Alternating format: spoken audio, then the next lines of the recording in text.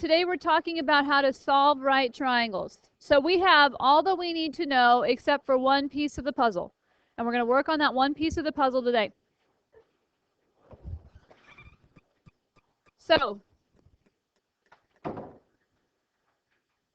on my zipline adventure, they taught us two positions. You had to learn how to be in two different kinds of positions in order to be on this particular zip line. One of them is called the landing position. And landing position makes sense. You need to know how to land properly without getting hurt, right? The other one was called the torpedo position.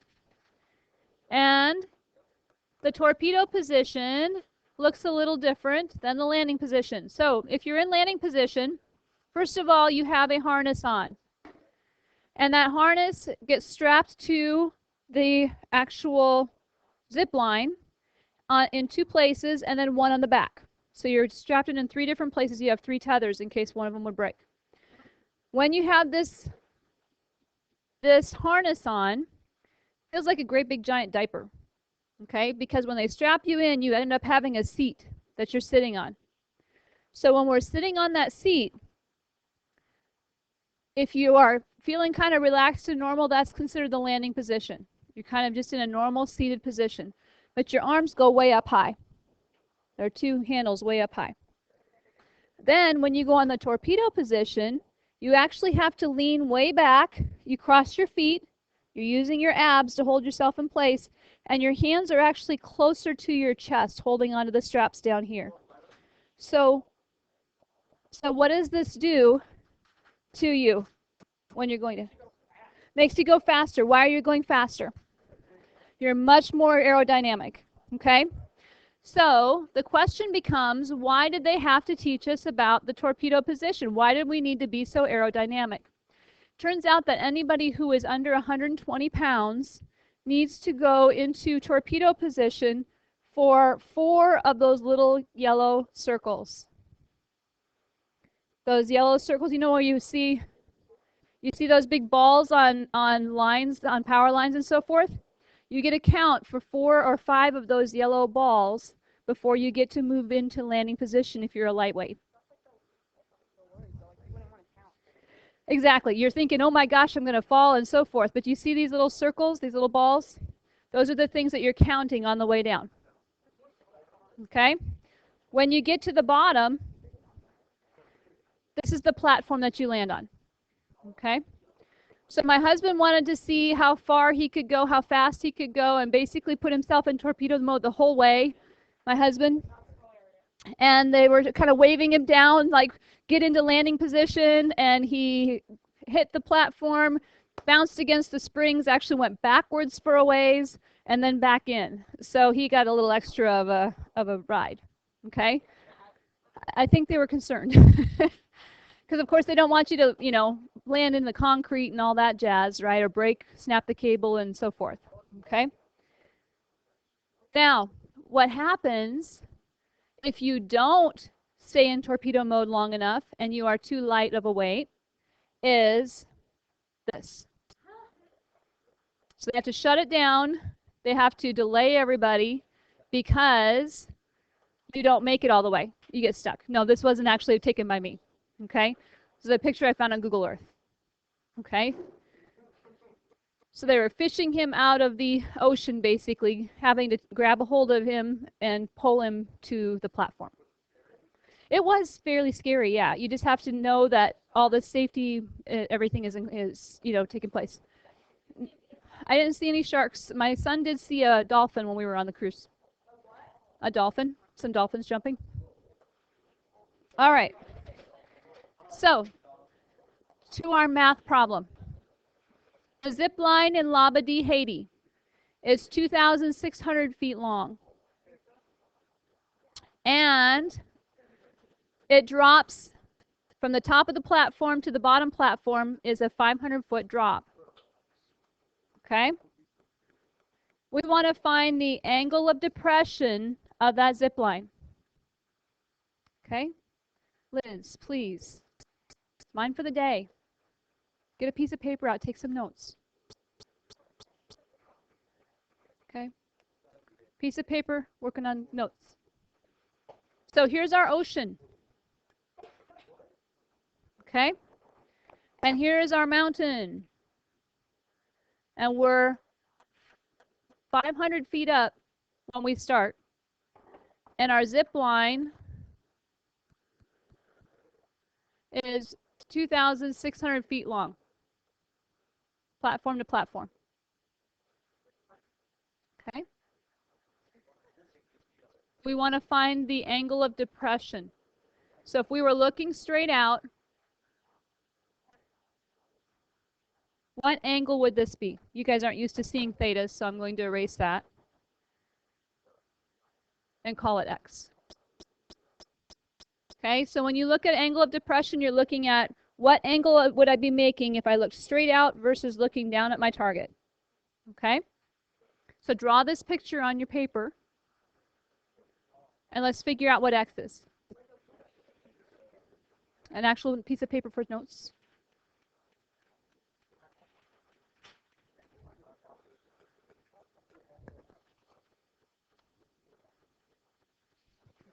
So what kind of lines did I draw there? Okay, ladies, please. Shh. So what kind of lines are these? Parallel. Two parallel lines cut by a transversal. Alternate interior angles are going to be equal, aren't they? Okay, how do we spell SOHCAHTOA?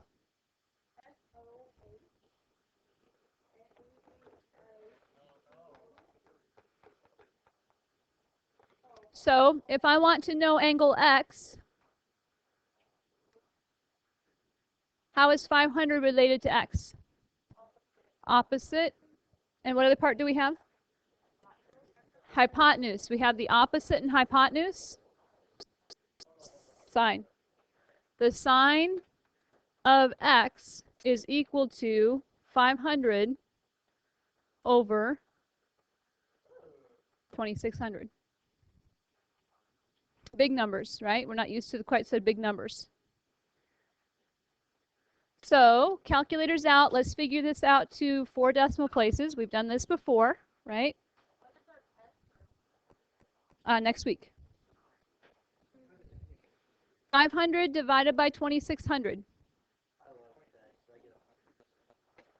What do we get? No? 0.1923.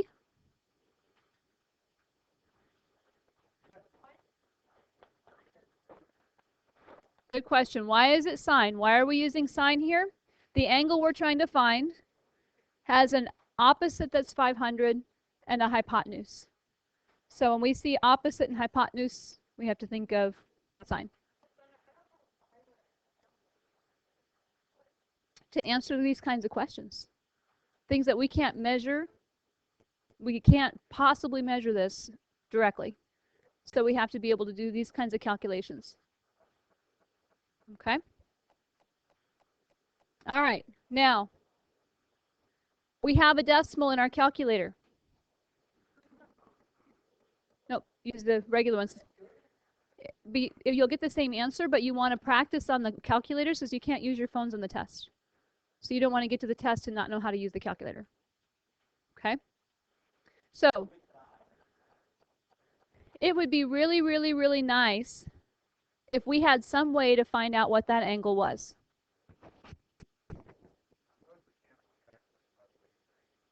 I feel like we can on our calculator. You bet. There's a hint there, right? Okay. We have buttons on our calculator. We can put in sine of 30 and get 1/2, right? 0.5. Wouldn't it make sense that if you can put an angle in and get the ratio of the sides, that you might be able to have a ratio of the sides here and get the angle back, right? How do you think we're going to do that?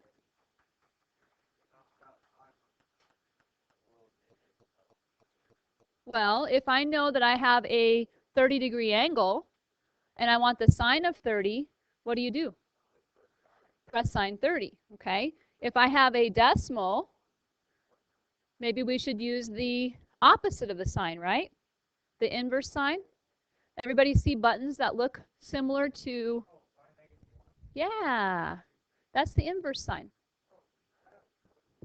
Okay? We have an inverse sine, an inverse cosine, and an inverse tangent.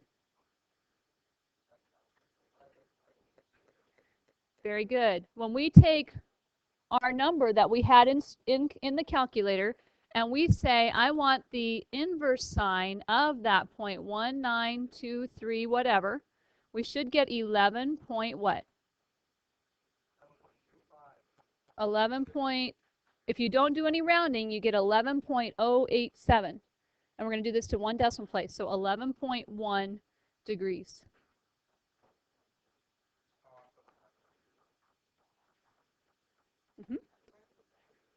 Okay, so to get that on your calculator, when you have your 500 divided by 2600 in your calculator, and you've pressed equals, you've got a big long decimal. Don't clear it out. Then I want you to press the second button on your calculator, and then the sign button, because that's going to get you the sign to the -1 power. It's not really a -1 power, the inverse sign. And then press second and answer. Answer is above the negative sign, okay, by your decimal point. So we've got our ratio here, or our fraction, our decimal, second sign, second answer, and you should get 11.1. Did everybody get that?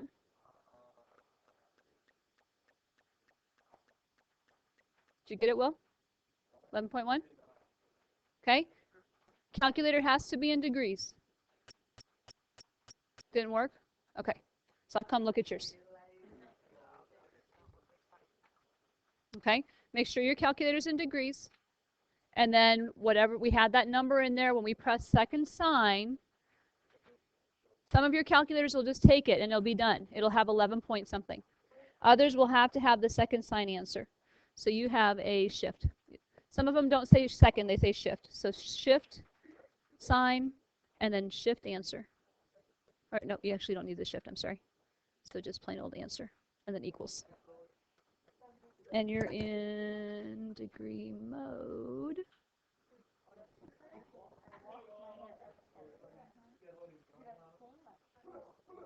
All right, so shift, sign, answer, ta-da. Okay? Uh-huh. So you don't have an answer, but now you just had to hit shift, sign, and you're good. You don't have to go through the extra. Yep, you've got the right answer. Okay, so more calculator work. Here we go.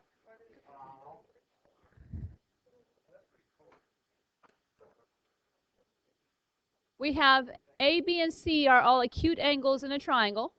And I want you to find the angle whose tangent is 3.29.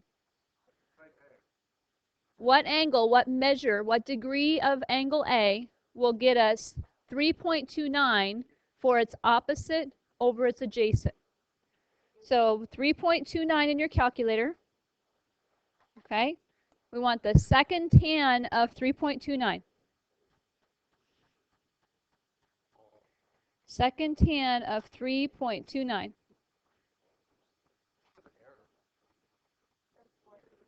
Should have gotten 73.093, so 73 point what as one decimal place? Yep, 73.1.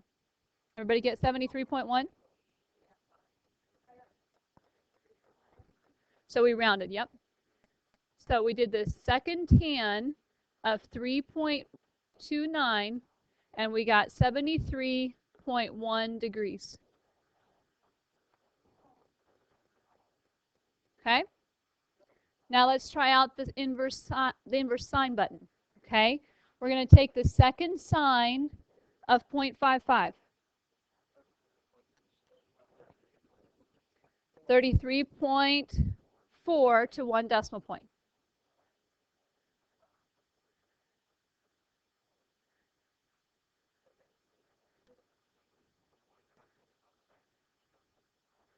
Okay? 29.5. Okay? So the inverse cosine of 0.87, the measure of angle C is 29.5 degrees.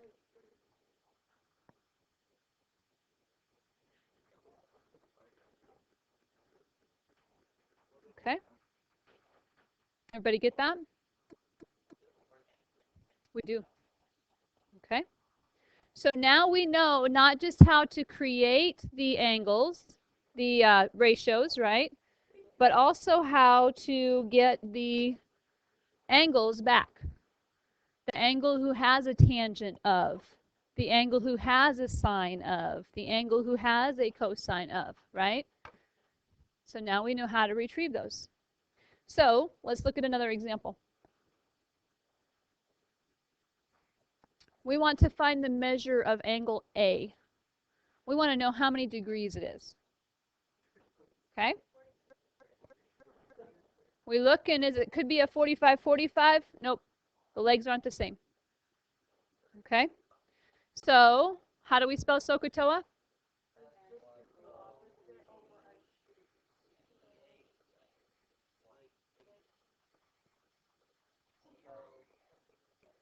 Okay? We have the opposite. We have the adjacent. So which trig ratio are we using? Tan. The tangent of the angle. We don't know the angle. 3/5. Divide it, see what you get. The tangent of angle A is 0.6. So how do we find the angle who has a tangent of 0.6?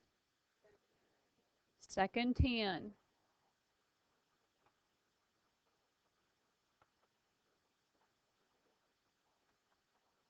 Or the inverse tan.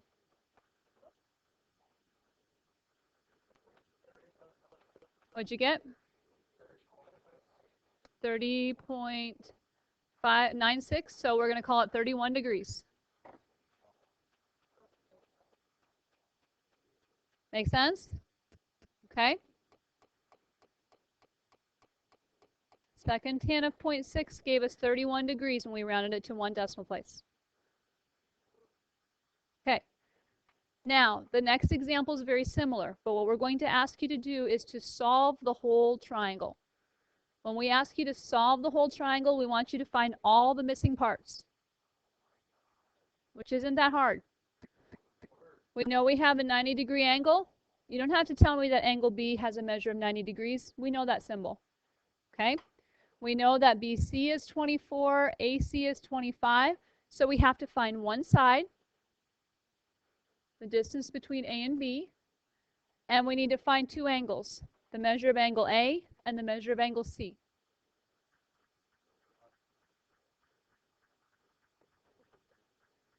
Okay, quick check. Do this look like a 45-45 or a 30-60-90?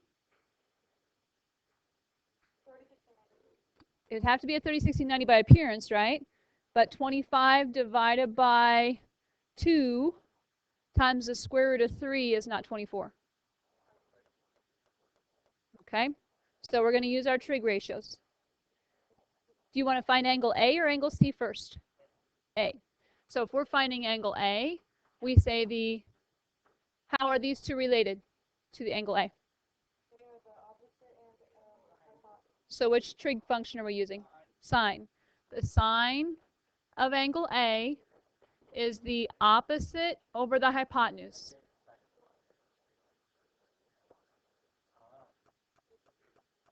Does everyone understand where I got that? Okay. Now we're to the point where we divide and use the second sign. So 24 divided by 25.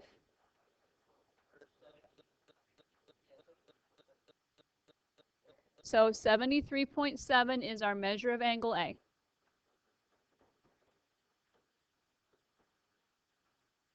Okay.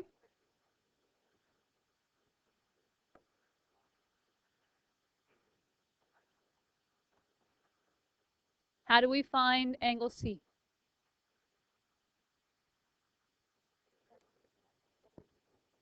Shortcut, take 90 minus 73.7. We knew how to do this before we started trig, didn't we?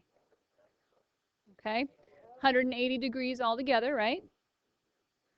90 is taken up by our right angle. So 90 minus that 73.7, 16.3.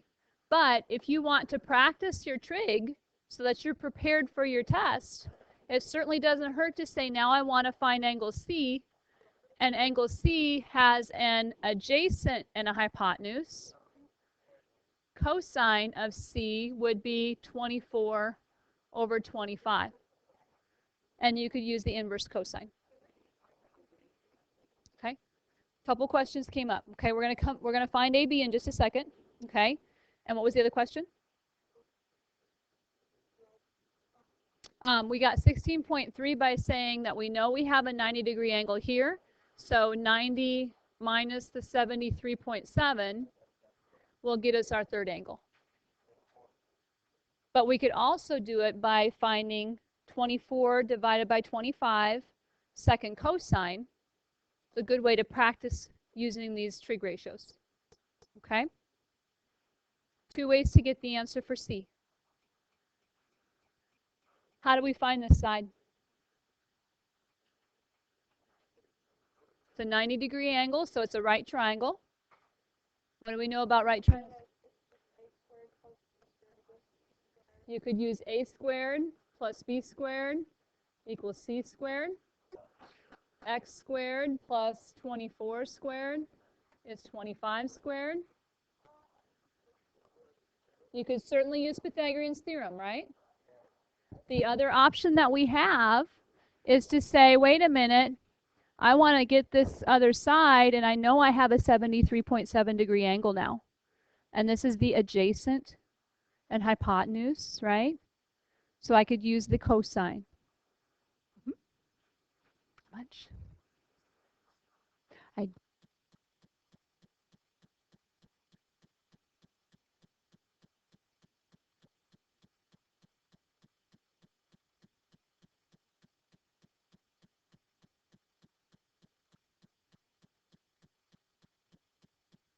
should still work, okay? If you do the cosine of C equals 24 over 25, 24 divided by 25,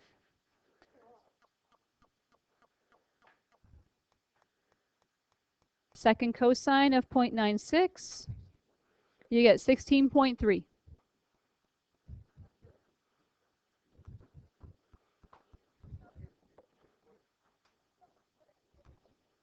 Okay? And again, if we wanted to use our trig again, we could figure out what x is without using Pythagorean's theorem. So you have two ways to do each one of these. You decide which one you like and want to practice. Okay? Doesn't matter. They'll both get the right answer as long as you're rounding to one decimal place. Okay? I have more examples like this. Do you want to see more, or are you okay? Okay, we're ready for the worksheet? All right, to close up though, one more thing.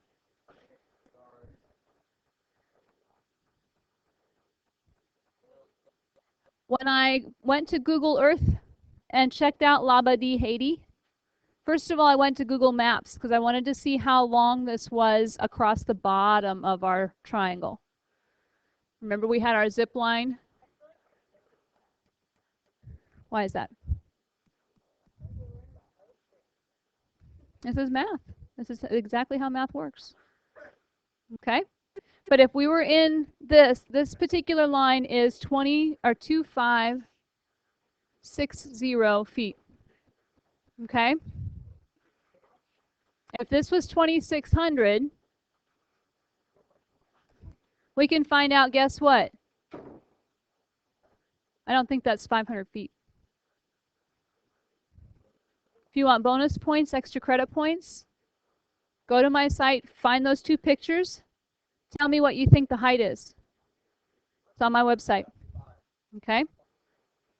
And the problem is, if you go to Google Earth, it doesn't say you're 500 feet up here on the altitude. Okay? If you want some extra credit points, go to my website and check out these pictures, or go to Google Earth and Google Maps. Let's check out Labadee, Haiti. Okay? It was. Yeah. So you can go to Google Earth or Google Maps, and you can actually see satellite imagery of these things. And it will tell you what Google Earth, based on the satellite imagery, thinks that height is from that platform. Okay? So if you calculate the height, you'll find out that it's probably not an 11-degree line of angle of depression. Okay? This one was 2,600 or 2,500 or 600 roughly. 2560. 2560. Okay? So you can play with this a little bit more, explore it a little bit more for some extra credit points. These pictures are on my website. Okay? I want you to see if you can find the height of it. Is it really 500 feet? Okay?